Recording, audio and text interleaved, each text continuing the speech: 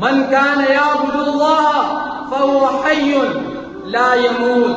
اے لوگوں، جو اللہ کی عبادت کر رہے تھے، اللہ کی عبادت کرتے رہو. اللہ زندہ ہے، اللہ پر کبھی موت نہیں آتی. ومن کان یعبد محمدا فإن محمدا قد مات. جو کوئی محمد کی عبادت کر رہا تھا، سن لے محمد صلی اللہ علیہ وسلم دنیا سے جا چکے. عبادت صرف اللہ کی ہے، اللہ کے علاوہ کسی کی عبادت جائز نہیں.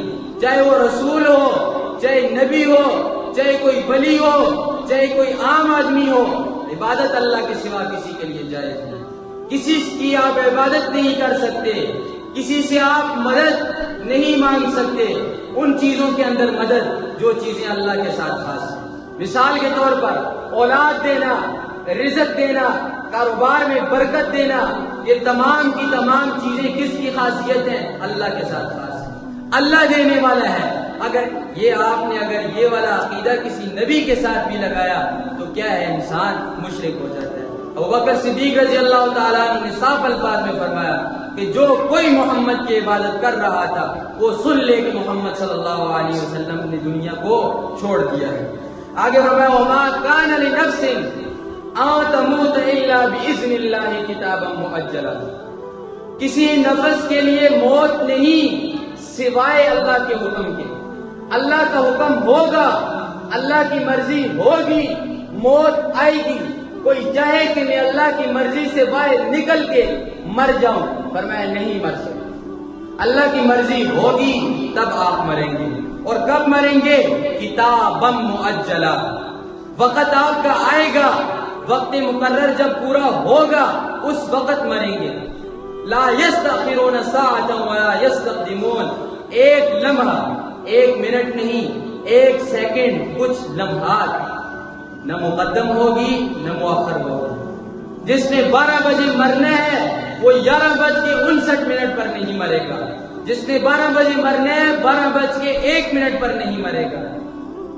1 منٹ کے حساب بھی رکھا ہے اللہ نے. ہم پیدا نہیں ہوئے تھے، پیدا ہونے سے پہلے اللہ نے لوح محفوظ کے اندر لکھ دیا تھا کون کب پیدا ہوگا، کس جگہ پیدا ہوگا، کس کے گھر پیدا ہوگا، کدھر مرے گا، کب مرے گا، کیا کیا کھائے گا، کدھر سے کمائے گا.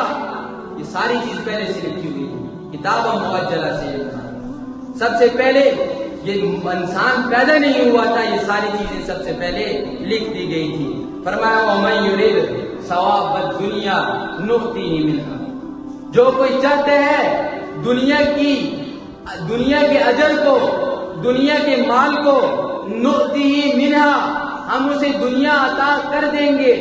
آخرت کا طلبگار نہیں، صرف اور صرف دنیا کے پیچھے لگا ہوا ہے. ہم اسے دنیا دے دیں گے، لیکن کتنی دیں گے؟ جتنی اس کے لیے لکھی ہوئی ہے.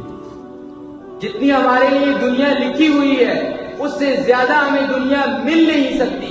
اگر ساری دنیا زور لگا لے، سارے دنیا کے انسان مل جائیں ایک انسان کے لیے، اسے دولت مند ہم بنا دیں گے. اگر اللہ نے اس کے نصیب کے اندر جو روزی لکھی ہے اس روزی سے اسے بڑھا نہیں سکتی. اس کو وہی ملنا ہے جو اللہ نے لکھ دیا ہے. اور اگر ساری دنیا کے لوگ مل جائیں اس بات پر کہ جس کے نصیب کے اندر جو چیز ہے اس سے ہم کھینچ لیں، پر میں ساری دنیا کے لوگ لگ جائیں گے، اس سے ایک آنا بھی واپس نہیں کریں گے. لکھی ہوئی ہے ساری چیز لوح محفوظ کے اندر موجود ہے. تو لہذا دنیا کمانا بھی آپ کے لیے ضروری ہے، لیکن دنیا کی حد تک کمائیں. دنیا کے پیچھے لگ کے اپنی آخرت کو برباد مت کریں.